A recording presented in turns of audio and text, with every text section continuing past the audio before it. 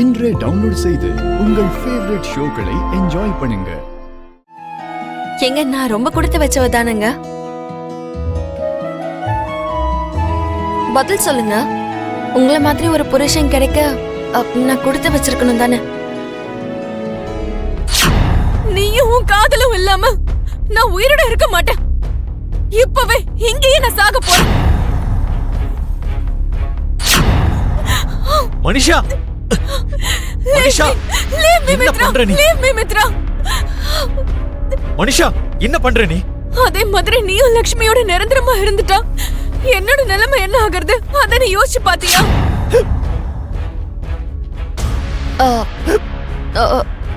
என்னங்க சடனா என்ன இவ்ளோ விக்கல் வருது? தெரியல லட்சுமி, திடீர்னு ஸ்டார்ட் ஆயிடுச்சு. ஒரு நிமிஷம் இருங்க, தண்ணி குடிங்க.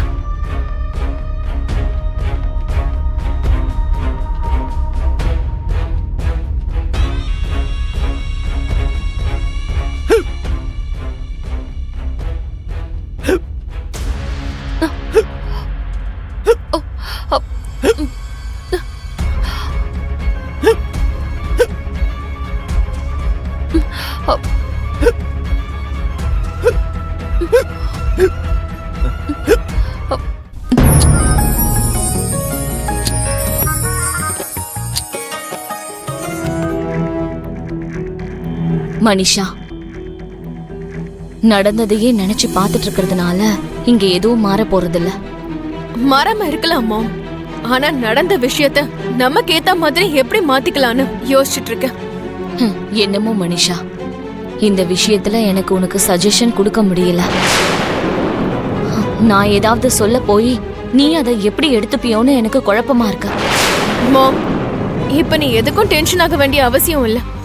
இந்த எல்லா ப்ராப்ளம்ஸ்க்கும் என்ன சொல்யூஷன் எனக்கு நல்லாவே தெரியும். நீ என்ன பண்ண போற? நான் உடனே நீரஜ்க்கு போன் பண்ணி அவனை கல்யாணம் பண்ணிக்கிறதுல எனக்கு விருப்பம் இல்லைன்னு, நம்ம 2 பேரும் சேர்ந்து வாழ போறோம்ன்ற கற்பனையில இருந்து வெளியே வாணும் அவன் கிட்ட கராரா சொல்ல போறேன். நேத்து அவங்க வீட்டுல இது ஒரு பெரிய குட் நியூஸா எல்லாருக்கும் சொன்னாங்க.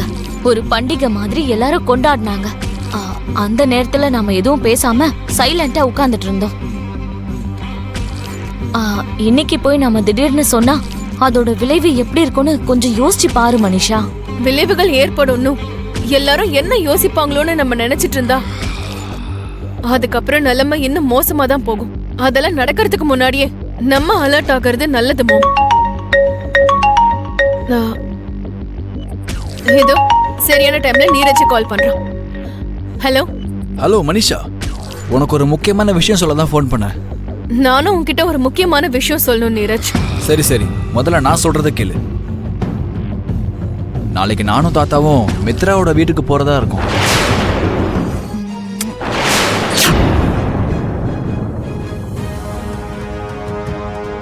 பேபி, உனக்கு ஒரு விஷயம் தெரியுமா?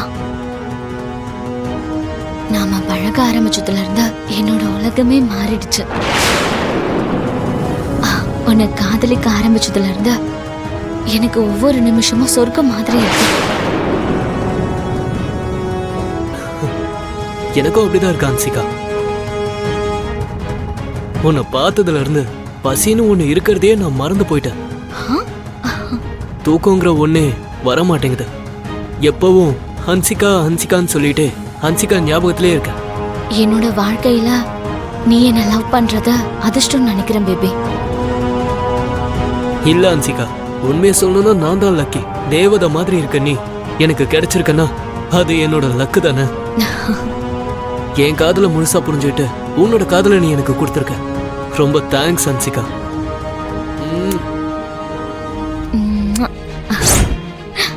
ஓகே பேபி, நாளைக்கு நம்ம எல்லாரும் பப்ல மீட் பண்ணலாம், நல்லா என்ஜாய் பண்ணலாம். என் ஃப்ரெண்ட்ஸ் கிட்ட நம்ம பார்ட்டி பண்ண போறோம்னு சொல்லிடுறேன். என்ன சொல்ற? நீ எது சொன்னாலும் ஓகே தான் ஹன்சிகா. ஏன் சொல்றனா, நான் எப்பவோ உன்னோட பக்தனா மாறிட்டேன். நான் உனக்கு அடிமை மாதிரி இருப்பேன். நீ என்ன சொன்னாலும் நான் அதை செய்வேன். Thank you baby. Okay baby, see you tomorrow. See you tomorrow baby. Bye. Bye.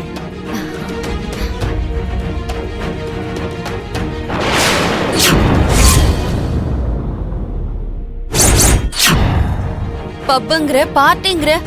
ஆமா சொல்லுவேன். அத பத்தி உனக்கு என்ன? நீ செய்யற விஷயம்லாம் எனக்கு தெரிஞ்சதால சரியா போச்சு. இதெல்லாம் உன்னோட அண்ணனுங்களுக்கோ அத்தைக்கோ மாமாக்கும் தெரிஞ்சிருந்தா அவங்க எவ்வளவு வருத்தப்படுவாங்கன்னு யோசிச்சு பாத்தியா? அவங்க யாருக்கும் எதுவும் தெரியாது. ஆனா உன்னாலதான் எல்லாமே தெரிய வருது. போன தடவையும் அப்படிதான். உன்னாலதான் எல்லாரும் முன்னாடி என் மரியாதை போச்சு. நீ வாயை மூடிட்டு இருந்தாலே போதும். நான் வாயை மூடிக்கிட்டு இருக்கிறது முக்கியம் இல்ல அன்சிகா. இந்த மாதிரி விஷயங்களை நீ குறைக்கிறது நல்லது. இந்த மாதிரி வயசுல நீ கொஞ்சம் இடம் கொடுத்தா. ஆமா தாயே, தயவு செஞ்சு உன் அட்வைஸ கொஞ்சம் நிப்பாட்டுறியா? எனக்கு என்ன செய்யணும், எப்படி நடந்துக்கணும்னு நல்லாவே தெரியும். தயவு செஞ்சு எனக்கு வந்து அட்வைஸ் பண்ணாத.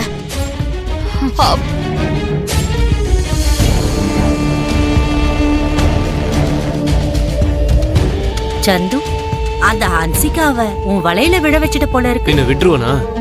அவ பேர்ல ஏகப்பட்ட சொத்து இருக்கு. அது மட்டும் கிடையாது, நான் எவ்வளவு கேட்டாலும் கொடுக்குற அளவுக்கு அப்பாவியாவும் இருக்கா. அவளை யூஸ் பண்ணிட்டு நம்ம லைஃபே ஃபுல் செட்டில் ஆகுற வரைக்கும் கறந்துட வேண்டியதுதான். அதுக்கப்புறமா நீயும் நானும் ஹாப்பியா லைஃபை வாழலாம். அது வரைக்கும் கொஞ்சம் அந்த பேபியை மெயின்டைன் பண்ணணும்ல. சரி, கேரி ஆன். நீ எது பண்ணாலும் நம்ம ஃபியூச்சருக்காக தானே பண்ற. You are right baby. என் பேரன் நீரஜ் உங்க குடும்பத்தை பத்தி என்கிட்ட நிறைய சொல்லியிருக்கான். கூட்டு குடும்பங்கிறது எப்படி இருக்கணுமோ அதே மாதிரி இருக்கீங்கன்னு ரொம்ப பெருமையா சொல்லியிருக்கான்.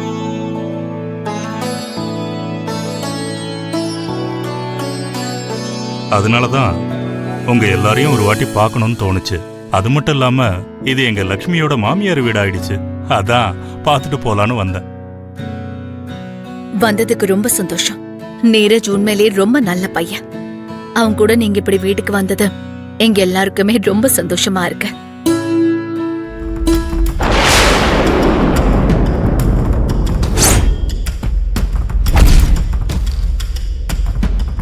உன்னோட பிடிவாதத்துக்கு மித்ராவனை பலியாக விட மாட்டேன். அதையும் பார்க்கலாம். அது சரி, முக்கியமான விஷயத்த கேட்க மறந்துட்டேன். நீரஜ்க்கும் மனிஷாக்கும் சீக்கிரமே நிச்சயதார்த்தம் நடத்துறதா கேள்விப்பட்டேன். ஒரு நல்ல விஷயத்த நம்ம நினைச்சிட்டோம்னா அதை உடனடியா செஞ்சு முடிக்கிறதா நல்லது.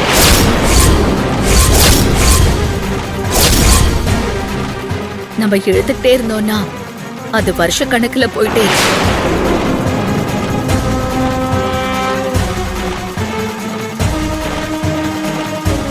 அத்தை சொல்றது உண்மைதான்.